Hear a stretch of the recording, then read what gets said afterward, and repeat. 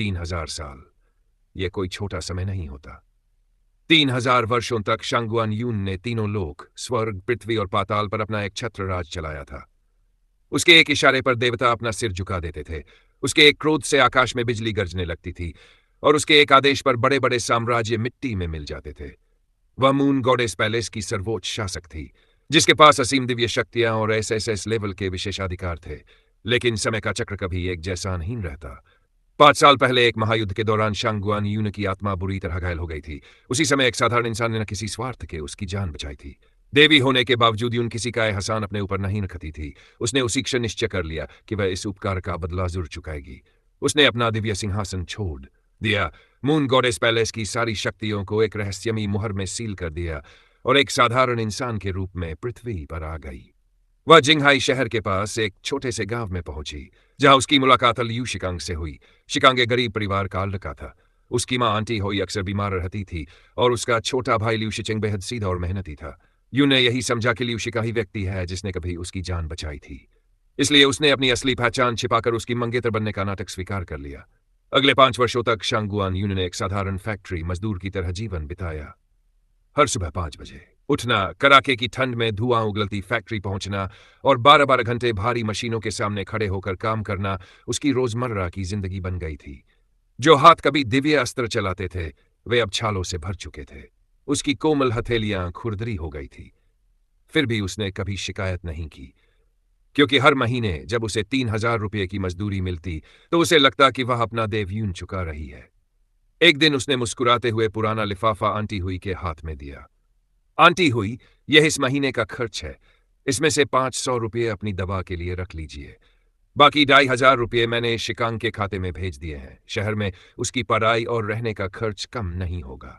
Aunty हुई ने लिफाफा झटके से छीन लिया और पैसे गिनते हुए तिरस्कार से बोली, बस इतने? मेरा बेटा अब बड़े लोगों के बीच उठता बैठता है। तुम्हारे ये पैसे तो उसके एक दिन के नाश्ते के लिए भी काफी नहीं है। अगर थोड़ा और ओवर टाइम कर लेती तो उसके लिए एक अच्छा सूट खरीदा जा सकता था। यून ने सिर झुका लिया। मैं कल से 2 घंटे और ओवर टाइम करूंगी आंटी। तभी लियू शिचेंग वहां आया। उसने यून के हाथों पड़े छाले देखे और अपनी मां पर बरस पड़ा। मां, आप भाभी के साथ ऐसा व्यवहार कैसे कर सकती हैं? भाभी दिन रात मेहनत करती है ताकि भैया आराम से शहर में पढ़ सके। उल्टा भैया को घर पैसे भेजने चाहिए, लेकिन वह तो भाभी की कमाई पर जी रहे हैं। चुप रह, आंटी हुई गुस्से से चिल्लाई। तेरा भाई बड़ा आदमी बनने वाला है। यह लड़की तो भाग्यशाली है कि मेरे बेटे ने इसे अपनी मंगेतर बनाया, वरना इस गरीब और अनपढ़ लड़की को पूछता कौन? यून ने शिचेंग के कंधे पर हाथ रखा। कोई बात नहीं शिचेंग, शिकांग जब सफल हो जाएगा तो हम सबका ख्याल रखेगा। मुझे उस पर पूरा भरोसा है। उसने शिकांग का आखिरी पत्र सीने से लगा रखा था। उसमें लिखा था, यून, तुम मेरे घर का ध्यान रखना। मैं बहुत जल्द तुमसे शादी करके तुम्हें शहर ले जाऊंगा। लेकिन उसे नहीं पता था कि उसकी पूरी दुनिया बदलने वाली है। अचानक बाहर से तेज आवाज आई। गांव का चालाक युवक अवांग भागता हुआ अंदर आया। उसके हाथ में महंगा मोबाइल था और चेहरे पर अजीब सी मुस्कान। आंटी हुई, बहुत बड़ी खुशखबरी है। क्या हुआ? आंटी हुई उत्साह से बोली। शिकांग भाई को जिंगहाई चैम्बर ऑफ कॉमर्स का सबसे कम उम्र का वाइस प्रेसिडेंट बना दिया गया है। और सबसे बड़ी बात, सिटी लॉर्ड जाओ चिंगों की इकलौती बेटी जाओ वही वही उनसे शादी करने वाली है। कल दोनों की भव्य शादी है। यह सुनते ही पूरा कमरा शांत हो गया। आंटी हुई खुशी से उछल पड़ी। क्या? मेरा बेटा सिटी लॉर्ड का दामाद बनेगा? मैंने कहा था ना, मेरा बेटा राजा है। लेकिन शांगुआन यून के हाथ से चाय का गिलास गिर पड़ा। कांच के टुकड़े जमीन पर बिखर गए। उसकी सांसें कांपने लगीं। ये क्या कह रहे हो अवांग? शिकांग की शादी? लेकिन वह तो मेरा। अवांग हंस पड़ा। तुम्हारा? पहले आईने में अपना चेहरा देखो। 3000 रुपये कमाने वाली फैक्ट्री वर्कर और दूसरी तरफ सिटी लॉर्ड की बेटी। शिकांग भाई अब तुम्हारी तरफ मुड़कर भी नहीं देखेंगे। उन्होंने तुम्हारा इस्तेमाल किया और तुम समझ भी नहीं पाई। शिचेंग ने गुस्से में अवांग का कॉलर पकड़ लिया। झूठ बोल रहा है तू? अवांग ने उसे धक्का देते हुए कहा। जाकर पूरे जिंगहाई शहर में देख लो, हर जगह उनकी शादी के पोस्टर लगे हैं। यून ने अपने हाथों को देखा। उन हाथों पर पड़े छाले, 5 साल की मेहनत, ठंड में बिताई गई रातें। क्या यह सब सिर्फ एक धोखा था? उसके भीतर देवी का क्रोध जाग उठा, लेकिन उसने उसे दबा दिया। उसे सच्चाई शिकांग के मुंह से सुननी थी। मैं शहर जा रही हूं। उसकी आवाज बर्फ जैसी ठंडी थी। आंटी हुई तिरस्कार से बोली, जाओ, लेकिन मेरे बेटे की इज्जत खराब करने की कोशिश मत करना। अगर कोई तमाशा किया तो मैं तुम्हें जिंदा नहीं छोड़ूंगी। यून बिना कुछ कहे वहां से निकल गई। हाथ में शिकांग का आखिरी पत्र था। आसमान पर काले बादल छा चुके थे। एक ऐसा तूफान आने वाला था जो पूरे जिंगहाई को हिला देता। जिंगहाई चैम्बर ऑफ कॉमर्स की सबसे ऊपरी मंजिल पर बने आलीशान कार्यालय में लियू शिकांग बैठा था। उसने लाखों का इटालियन सूट पहन रखा था, हाथ में महंगी घड़ी थी। वह आराम से सिगार का धुआं उड़ा रहा था। सामने उसकी मां आलीशान सोफे पर बैठी काजू खा रही थी। बेटा, आंटी हुई हंसते हुए बोली, मैं उस पागल यून को गांव में ही छोड़ आई। बेचारी रोती रह गई। उसे लगता था कि वह तेरी बीवी बनेगी। शिकांग ने गहरी सांस ली। मां, उसने 5 साल तक हमारा साथ दिया है, लेकिन अब मेरी दुनिया बदल चुकी है। अगर मैं वैवेवी से शादी कर लूं तो पूरा जिंघाई मेरा होगा। यून अब मेरे रास्ते की रुकावट है। तभी कार्यालय का शीशे का दरवाजा खुला। शांगुआन यून अंदर आई। उसके कपड़े धूल से भरे थे, बाल बिखरे हुए थे, लेकिन उसकी आंखों में तूफान से पहले वाली शांति थी। शिकांग ने उसे देखा और घृणा से बोला, तुम यहां कैसे आ गई? यून ने सीधे उसकी आंखों में देखा। मैं सिर्फ एक सवाल पूछने आई हूं, क्या यह सच है कि तुम चाओ वैवेई से शादी कर रहे हो? शिकांग ने मेज से एक मोटा लिफाफा उठाया और उसके पैरों में फेंक दिया। लिफाफा फट गया। 100 रुपये के नोट पूरे फर्श पर बिखर गए। यह 50,000 रुपये है। उसने ठंडे स्वर में कहा, तुमने 5 साल तक मेरी मां की सेवा की और मेरी पढ़ाई में मदद की। यही तुम्हारी 5 साल की मेहनत की कीमत है। पैसे उठाओ और अपने गांव वापस चली जाओ। फिर कभी मुझे अपना चेहरा मत दिखाना। यून ने पैसों की तरफ देखा तक नहीं। उसकी आंख से एक आंसू गिरा, लेकिन वह दुख का नहीं, एक देवी के जागते हुए क्रोध का आंसू था। 5 साल। उसकी आवाज बेहद शांत थी। जब तुम्हारे पिता की मृत्यु हुई थी तब उनके अंतिम संस्कार के लिए भी पैसे नहीं थे। मैंने 48 घंटे लगातार ओवरटाइम करके वह खर्च उठाया था। जब तुम्हारी मां बीमार थी तब मैं उन्हें 20 किलोमीटर अपनी पीठ पर उठाकर अस्पताल ले गई थी। और आज तुम मेरी 5 साल की तपस्या की कीमत 50,000 रुपये लगा रहे हो? आंटी हुई आगे बढ़ी और यून को जोर से धक्का दिया। अपनी औकात में रह। जो कुछ किया वह तुम्हारा फर्ज था। तू मेरे बेटे की बराबरी कर सकती है? मेरा बेटा वाइस प्रेसिडेंट है और तू सिर्फ एक फैक्ट्री मजदूर। शिकांग ने भी कठोर स्वर में कहा, मां सही कह रही है। तुम अनपढ़ हो, गंदे कपड़े पहनती हो और तुम्हारी हैसियत मेरे ऑफिस के चपरासी से भी कम है। वही बड़े खानदान की बेटी है। तुम मेरे किसी काम की नहीं हो। उसी समय ऊंची एडी की सैंडल की आवाज पूरे कमरे में गूंज उठी। जाओ वही अंदर आई, महंगे पड़ों और घमंड से भरी हुई। उसने यून को देखकर नाक से कोड़ ली। शिकांग, ये कौन है? पूरे ऑफिस में इतनी बदबू क्यों आ रही है? शिकांग तुरंत उसके पास गया और मुस्कुराकर बोला, डार्लिंग, ये कोई नहीं है। गांव की एक लड़की है। इसने मुझे कुछ पैसे उधार दिए थे और अब मुझे ब्लैकमेल करने आई है। यह झूठ सुनकर यून का दिल पूरी तरह पत्थर बन गया। शिकांग, मैंने कभी नहीं सोचा था कि तुम इतने गिर सकते हो। वही ने गुस्से से सुरक्षा गार्डों की तरफ देखा। इस लड़की को पकड़ लो। इसका चेहरा हमेशा के लिए खराब कर दो ताकि ये किसी को अपना मुंह दिखाने लायक न रहे।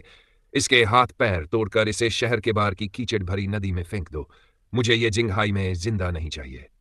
वही शायद ये थोड़ा ज्यादा हो जाएगा, शिकांग ने धीमे स्वर में कहा, लेकिन वही की तेज नजर देखकर वह तुरंत चुप हो गया। ठीक है, जैसा तुम चाहो। गार्डो ने यून को कसकर पकड़ लिया। यदि वह चाहती तो एक ही पल में उन सभी को राख बना सकती थी, लेकिन उसकी दिव्य मुहर अभी तक पूरी तरह नहीं टूटी थी। उसने बिना किसी भय के लियू शिकांग की आंखों में देखा। लियू शिकांग, यून ने बर्फ जैसी ठंडी आवाज में कहा, आज तुमने अपनी किस्मत का फैसला खुद कर लिया है। तुमने एक देवी का अपमान किया है। इसकी कीमत तुम्हें अपने खून से चुकानी पड़ेगी। गार्ड उसे घसीटते हुए होटल से बाहर ले गए। शहर की एक सुनसान गली में पहुंचकर उन्होंने उस पर बेरहमी से हमला किया। उसके हाथ पैर तोड़ दिए, चेहरे पर गहरी चोटें पहुंचाई और अधमरी हालत में उसे कीचड़ और गंदे पानी से भरी नदी में फेंक दिया। उसी क्षण आसमान पर भीषण तूफान छा गया। मूसलाधार बारिश होने लगी। धीरे धीरे नदी का पानी उनके खून से लाल होने लगा। कीचड़ से भरे नदी किनारे पर शांगुआन यून का घायल शरीर पड़ा था। उसकी सांसें टूट रही थी। शरीर की हर हड्डी दर्द से कराह रही थी, लेकिन उसकी आंखें अब भी खुली थीं। उनमें अब किसी इंसान का दर्द नहीं था, सिर्फ एक देवी का प्रचंड क्रोध था। उसी समय कोई तेजी से दौड़ता हुआ वहां पहुंचा। वह था लियू शिचेंग। वह गांव से यून को खोजता हुआ शहर आया था। भाभी। यून की हालत देखते ही उसकी आंखों से आंसू बह निकले। वह घुटनों के बल कीचड़ में गिर पड़ा और कांपते हाथों से उसके चेहरे से मिट्टी हटाने लगा। ये मेरे भाई ने क्या कर दिया? वह इतना निर्दयी कैसे बन गया? भाभी, मैं आपको अभी अस्पताल ले चलता हूं। उसने यून को उठाने की कोशिश की, लेकिन यून ने कांपता हुआ हाथ बढ़ाकर उसका हाथ पकड़ लिया। शिचेंग। उसकी आवाज में दर्द नहीं था, बल्कि ऐसी गंभीरता थी कि शिचेंग का दिल कांप उठा। अपना फोन मुझे दो। शिचेंग ने तुरंत अपना पुराना फोन निकालकर उसके हाथ में रख दिया। यून ने अपने खून से भीगे अंगूठे से स्क्रीन पर एक गुप्त 16 अंकों का कोड डायल किया। यह कोई साधारण नंबर नहीं था। यह था तीनों लोगों के सर्वोच्च कमांड सेंटर का इमरजेंसी ओवरराइड कोड। फोन से एक यांत्रिक और गंभीर आवाज गूंजी, moon goddess palace central command, कृपया अपना अथॉरिटी कोड बताइए।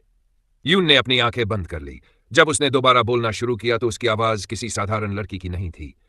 उस आवाज में मानो हजारों देवताओं की गर्जना समाई हुई थी। मैं हूं शांगुआन यून, मून गॉडेस। मेरी अथॉरिटी सुप्रीम एसएसएस रैंक है। ग्लोबल इमरजेंसी प्रोटोकॉल सक्रिय करो, सील तुरंत मुक्त की जाए। अचानक भयंकर विस्फोट की आवाज से पूरा आकाश कांप उठा। काले बादल एक ही पल में गायब हो गए। उनकी जगह स्वर्णिम प्रकाश का एक विशाल स्तंभ सीधे यून के शरीर पर उतर आया। शिचेंग घबराकर कई कदम पीछे जा गिरा। उसने अविश्वास से देखा, यून का शरीर हवा में उठ चुका था। उसकी टूटी हुई हड्डियां अपने आप जुड़ने लगीं। चेहरे के सारे घाव पल भर में गायब हो गए। उसकी त्वचा मोती की तरह चमकने लगी। फटे हुए कपड़े बदलकर सफेद और सुनहरे रंग के दिव्य राजसी वस्त्र बन गए। उसी समय आकाश में अनगिनत दिव्य स्वर गूंज उठे। दुनिया भर के संचार नेटवर्क पर एक आपातकालीन संदेश प्रसारित हुआ। चेतावनी, तीनों लोगों की सर्वोच्च साम्राज्ञी मून गॉडेस पुनः जागृत हो चुकी है। सभी वैश्विक शक्तियां तत्काल एकत्र हो। कुछ ही क्षणों में जिंगहाई शहर के आसमान में एक दो नहीं, बल्कि 1000 सैन्य हेलीकॉप्टर और 10,000 स्टेल्थ ड्रोन दिखाई देने लगे। हर विमान पर मून गॉडेस पैलेस का पवित्र प्रतीक अंकित था। उधर संसार के 8 महान प्राचीन एल्डर्स, जो हजारों वर्षों से समाधि में थे, एक साथ अपनी समाधि से बाहर निकल आए। मून गॉडेस जाग चुकी है। तुरंत जिंगहाई चलो। जिंगहाई के 10 सबसे बड़े कुलों के मुखिया भय से कांप उठे। उनके फोन लगातार बजने लगे। यदि तुमने मून गॉडेस के सामने सिर नहीं झुकाया तो तुम्हारा पूरा वंश समाप्त कर दिया जाएगा। उसी समय नदी किनारे एक विशाल काली लिमोजीन आकर रुकी। उसमें से एक लंबा और प्रभावशाली पुरुष उतरा। उसके हाथ में विशाल तलवार थी। वह था कुआंगदाओ, मून गॉडेस का सर्वोच्च सेनापति। वह तुरंत यून के सामने घुटनों के बल बैठ गया और अपना माथा धरती से लगा दिया। मेरी स्वामिनी! उसकी गर्जना से धरती कांप उठी। आपके 5 वर्ष के अज्ञातवास की समाप्ति पर आपका यह सेवक आपको प्रणाम करता है। हमें सब पता चल चुका है। लीव शिकांग और छाओ परिवार ने आपके साथ जो किया, बस आदेश दीजिए। मैं इसी क्षण पूरे जिंगहाई शहर को राख बना दूंगा। यून ने अपनी दिव्य आंखें खोली। उन आंखों में पूरा ब्रह्मांड समाया हुआ था। फिर उसने कांपते हुए शिचेंग की ओर देखा। उसकी आवाज शांत थी। तुमने मेरी जान बचाने की कोशिश की। तुम्हारा हृदय निर्मल है। आज से तुम मेरे साथ रहोगे। शिचेंग अभी भी सदमे में था। भाभी, आप आखिर हैं कौन? यून ने आकाश की ओर देखते हुए कहा, मैं वह हूं जिसके सामने तुम्हारा भाई और सिटी लॉर्ड जैसे लोग धूल के कण से भी छोटे हैं। कुआंगदाओ ने फिर पूछा, स्वामिनी, लीव शिकांग के साथ क्या किया जाए? यून के होंठों पर ठंडी मुस्कान उभरी।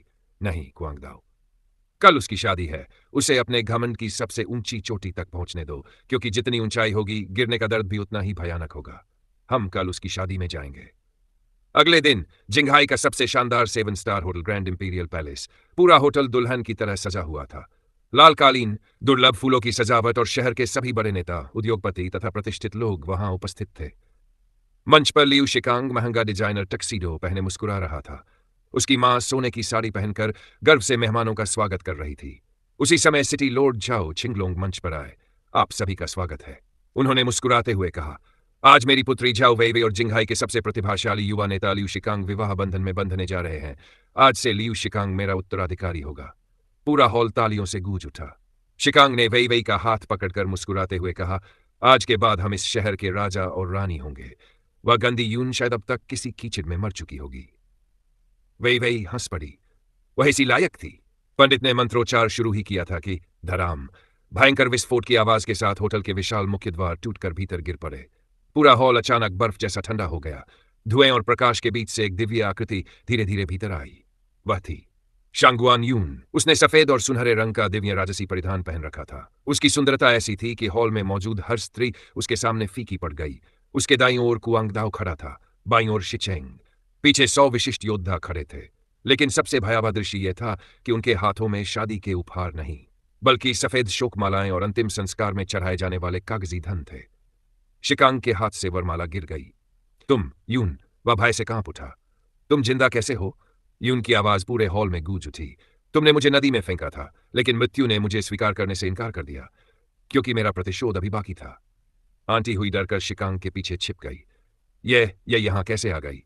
सिटी लॉर्ड झाओ ने क्रोध से अपने सुरक्षाकर्मियों को आदेश दिया, इसे अभी बाहर निकालो। 50 से अधिक हथियारबंद गार्ड यून की ओर दौड़े, लेकिन कुआंगदाओ ने केवल अपनी तलवार की म्यान जमीन पर टिका दी।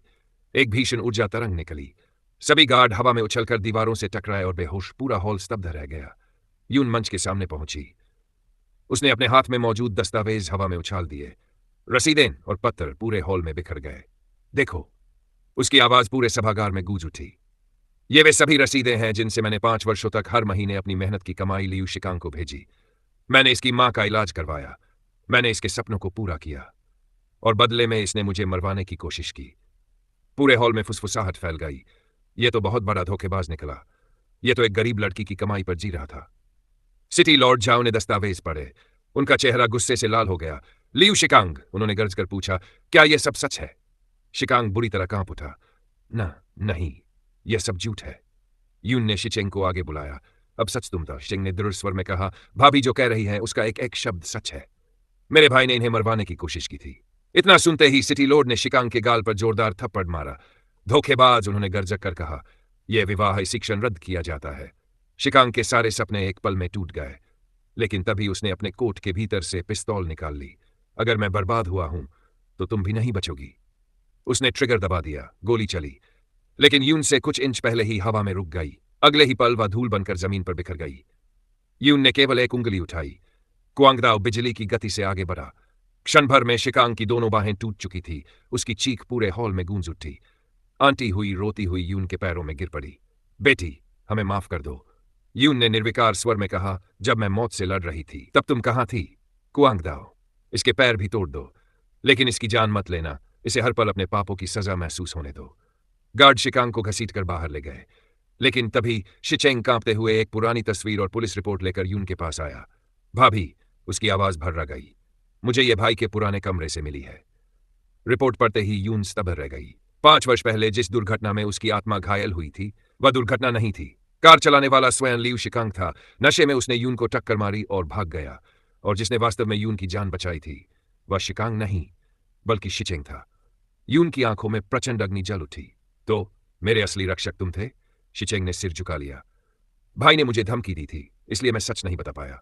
यून ने उसके सिर पर हाथ रखा। तुमने कोई अपराध नहीं किया। असली अपराधी वह था जिसे मैं 5 साल तक अपना सब कुछ समझती रही। तभी कुआंगदाओ तेजी से भीतर आया। स्वामिनी, एक समाचार मिला है। जिस पर्वत पर शिकांग को छोड़ा गया था वहां सकुरा द्वीप का कुख्यात कूडो परिवार मौजूद था। उन्होंने उसे बचाकर निषिद्ध जैव प्रयोगों से नया शरीर दिया है। अब वह कूडो इचिरो के नाम से लौट आया है। यून ने शांत स्वर में कहा। उन्होंने अपने विनाश को स्वयं आमंत्रित किया है। 3 दिन बाद ड्रैगन सिटी में विश्व का सबसे बड़ा औषधि सम्मेलन आयोजित हुआ। यही नीलामी में दुर्लभ 1000 स्पिरिट ग्रास मिलने वाली थी, जिससे शिचेंग के पिता का उपचार संभव था। यून, शिचेंग और कुआंगदाओ वहां पहुंचे। सम्मेलन में सामने की पंक्ति में बैठा व्यक्ति जापानी परिधान और धातु का मुखौटा पहने हुए था। वह था कूडो इचिरो, यानी लियू शिकांग। उसके हाथ में रहस्यमय मिस्टिक आइस फ्लावर था। वह हंसते हुए बोला, यून, मैं वापस आ गया हूं। यून ने शांत दृष्टि से कहा, चेहरा बदल लेने से आत्मा नहीं बदलती शिकांग। मंच पर महान वैद्य मेडिसिन गॉड तांग आए। उन्होंने घोषणा की, जो मुझे सबसे दुर्लभ और दिव्य औषधि देगा वही 1000 स्पिरिट ग्रास का अधिकारी होगा। शिकांग ने गर्व से मिस्टिक आइस फ्लावर प्रस्तुत किया। पूरा सभागार उसकी प्रशंसा करने लगा। लेकिन यून ने केवल अपनी हथेली खोली। उसमें मिट्टी जैसी दिखने वाली एक साधारण गोली थी। सभी लोग हंस पड़े। क्या यही तुम्हारी औषधि है? लेकिन जैसे ही मेडिसिन गोडतांग की नजर उस गोली पर पड़ी, उनका शरीर कांप उठा। उनके हाथ से छड़ी गिर गई। वह दौड़ते हुए यून के सामने पहुंचे और घुटनों के बल बैठ गए। यह, उनकी आंखों से आंसू बहने लगे। यह तो स्वर्गीय ट्रू एसेंस पिल है। 2000 वर्षों से लुप्त वह दिव्य औषधि जो मृत व्यक्ति को भी जीवन दे सकती है और आयु 100 वर्ष बढ़ा सकती है। पूरा सभागार स्तब्ध रह गया। मिस्टिक आइस फ्लावर उसके सामने तिनके के समान भी नहीं थी। मेडिसिन गॉडतांग ने दोनों हाथों से वह दिव्य गोली उठाई और यून के चरणों में सिर झुका दिया। महान देवी, 1000 स्पिरिट ग्रास आपकी है। कृपया मुझे यह दिव्य औषधि प्रदान करने की कृपा करें। उधर कूडो इचिरो उर्फ लियू शिकांग का चेहरा पूरी तरह पीला पड़ चुका था। एक बार फिर उसका अहंकार सबके सामने चूर चूर हो चुका था। नहीं, यह नहीं हो सकता। शिकांग पागलों की तरह चीख उठा। यह लड़की धोखेबाज है। इसने कोई जादू किया है। उसने अपने पीछे खड़े सबसे भयानक योद्धा की ओर इशारा किया। एक विशालकाय व्यक्ति आगे बढ़ा। उसका पूरा शरीर काले वस्त्रों में ढका हुआ था। उसके हाथ में एक भयावह काली तलवार थी, जिससे श्मशान की दुर्गंध और काली आत्माओं का धुआं निकल रहा था। वह था मियामोतो स्वॉर्ड सोल, सकुरा द्वीप का सबसे खतरनाक ग्रैंड मास्टर निंजा, जिसने 1000 से अधिक लोगों की हत्या की थी।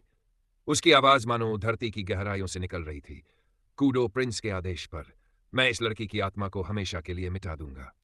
इतना कहकर मियामोतो ने अपनी तलवार आकाश में घुमाई। क्षण भर में पूरा सम्मेलन काले अंधकार में डूब गया। चारों ओर काली आत्माओं की भयावह चीखें गूंजने लगी। वह पूरी शक्ति के साथ शांगुआन यून की ओर झपटा। उसकी तलवार सीधे यून की गर्दन की ओर बढ़ रही थी। शिचेंग भय से चिल्ला उठा, दीदी हट जाए।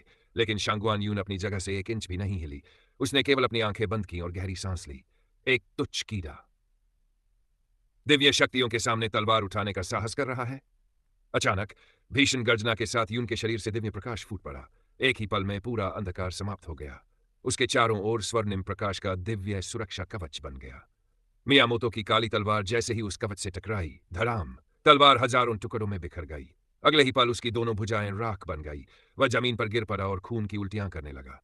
शिकांग भय से पीछे हट गया। यह कैसी शक्ति है? यून धीरे धीरे एक कदम आगे बढ़ी।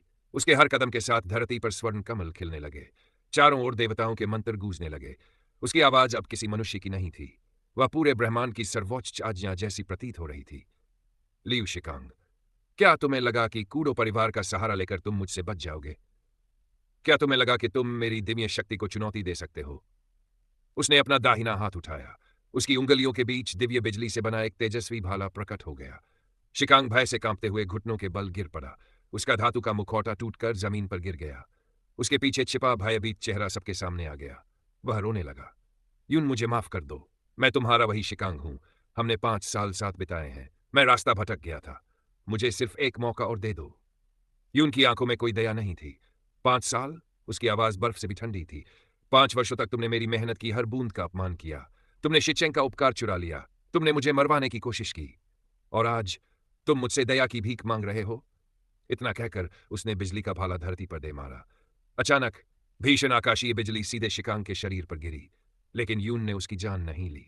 उस बिजली ने उसके शरीर में लगे सभी जैविक उपकरणों, उसकी सारी शक्तियों और उसके भीतर बसे घमंड को हमेशा के लिए नष्ट कर दिया। एक ही पल में शिकांग एक असहाय, विकलांग और मानसिक रूप से टूटा हुआ इंसान बन गया। उसके पास शक्ति बची, न सम्मान, न भविष्य, सिर्फ अपने कर्मों का बोझ। यह दृश्य देखकर सकुरा द्वीप के सभी निंजाओं ने अपनी तलवारें जमीन पर डाल दी। वे एक एक करके शांगुआन यून के सामने घुटनों के बल बैठ गए। उपसंहार। स्वर्ग की सम्राज्ञी की वापसी। युद्ध समाप्त हो चुका था। शांगुआन यून ने थाउजेंड स्पिरिट ग्रास शिचेंग के हाथ में सौंप दी। शिचेंग, उसने स्नेह भरी आवाज में कहा, इस दिव्य औषधि से अपने पिता का उपचार कराना। तुम एक सच्चे और नेक इंसान हो। जिंगहाई शहर और लियू परिवार की पूरी संपत्ति अब तुम्हारी होगी। लेकिन याद रखना, इसका उपयोग हमेशा गरीबों और जरूरतमंदों की सहायता के लिए करना। शिचेंग की आंखें भर आईं। वह घुटनों के बल बैठ गया। दीदी, मैं आपका यह उपकार जीवन भर नहीं भूलूंगा। यून मुस्कुराई। अब मुझे भाभी मत कहना। मैं तुम्हारी बड़ी बहन हूं। उसी समय कुआंगदाओ आगे आया। उसने स्वर्णिम राजसी चोगा यून के कंधों पर उड़ा दिया। मून गॉडेस, उसने आदरपूर्वक सिर झुकाकर कहा, तीनों लोकों के सभी देवता और महर्षि आपकी वापसी की प्रतीक्षा कर रहे हैं। आकाशगंगा आपका स्वागत करने के लिए सज चुकी है। यून ने आखिरी बार पृथ्वी की ओर देखा। उसने उस छोटे से गांव को देखा। वह पुरानी फैक्ट्री और वह कीचड़ भरी नदी, जहां उसने पहली बार इंसानी दर्द, प्रेम और विश्वासघात का अनुभव किया था। आज उसे समझ आ चुका था, सच्चा प्रेम सबसे पवित्र शक्ति है, लेकिन लालच सबसे भयानक विनाश। अगले ही क्षण उसके शरीर से विशाल स्वर्णिम पंख प्रकट हुए। वह धीरे धीरे आकाश की ओर उठने लगी। पूरा जिंगहाई शहर विस्मय से उसे देखता रह गया। आकाश में दिव्य प्रकाश से घिरी देवी का विराट स्वरूप दिखाई दे रहा था। हजारों हेलीकॉप्टर और असंख्य ड्रोन उसके सम्मान में झुक गए। कुछ ही क्षणों बाद शांगुआन यून ने अपने दिव्य सिंहासन पर पुनः विराजमान होकर तीनों लोकों का शासन संभाल लिया। और लियू शिकांग, वह जीवन भर अपने कर्मों का बोझ उठाता रहा। उसके पास अब न धन था, न शक्ति और न ही सम्मान। हर दिन उसे वही सफेद वस्त्रों वाली देवी याद आती रही जिसे उसने कभी ठुकरा दिया था। लेकिन तब तक बहुत देर हो चुकी थी, क्योंकि जब एक देवी का न्याय जागता है तो छल, विश्वासघात और अहंकार का अंत निश्चित हो जाता है।